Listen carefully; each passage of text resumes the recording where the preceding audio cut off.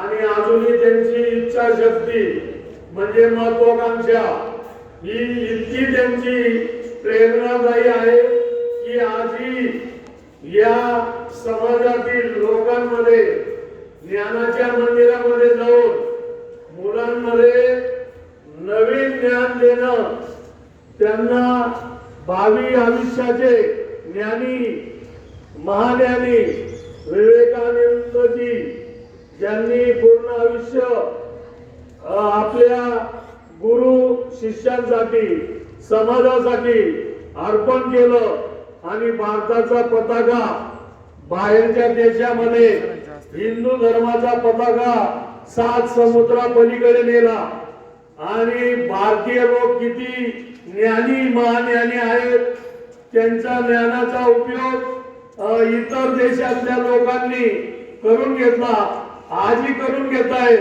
आपल्या देशातले मोठे मोठे IT इंजिनियर पोरं आज भारतच्या बाहेर विदेशामध्ये मोठ्या पदावर नोकऱ्या करतायत, त्यांच्या नॉलेजचा उपयोग करून घेत आहेत. आपण बी ज्ञानी आहात. महाज्ञानी होण्यासाठी वेळोवेळी असे व्याख्यान आपले जे दत्तात्रय आहे साहेब यांनी दिलेलं आहे. हिंदीमध्ये त्यांनी तुम्हाला अतिशय कठोर शब्दामध्ये की तुमच्यामध्ये मत मत्सर या ज्या काही गोष्टी आहेत आणि त्या प्रत्येक मानवामध्ये असतात त्या आपण बाहेर काढायच्या आहेत आणि ज्ञानी होण्यासाठी आपण एकाग्र व्हायचंय.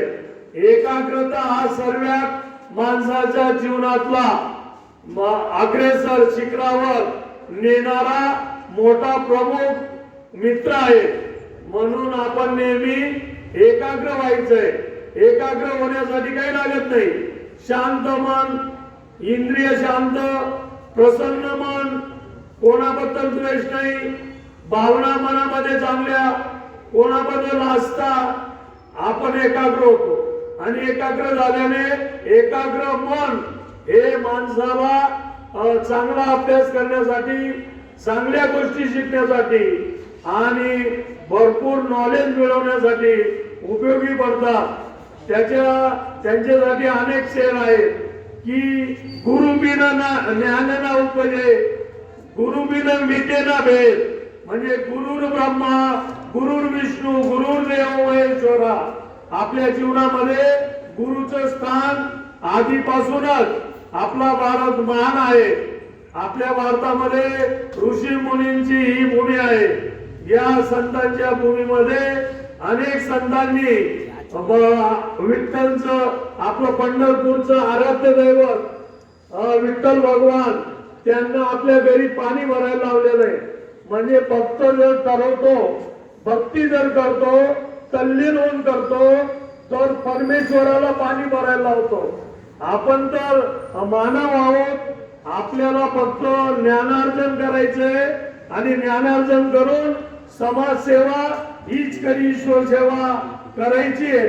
आज त्यांनी वेळात वेळ काढून आपल्या विद्यालयाच्या विद्यार्थ्यांना अनमोल असं मार्गदर्शन केलं. म्हणून आपलं कर्तव्य आहे आपल्या आदरणीय मुख्याध्यापक, आदरणीय उपमुख्याध्यापक आणि सर्व माझे सहकारी बंधू भगिनी यांचं या ठिकाणी अनमोल असं योगदान आहे. म्हणून माननीय दत्तात्रय आहे साहेबांना, आपल्या विद्यालयाचे माननीय मुख्याध्यापक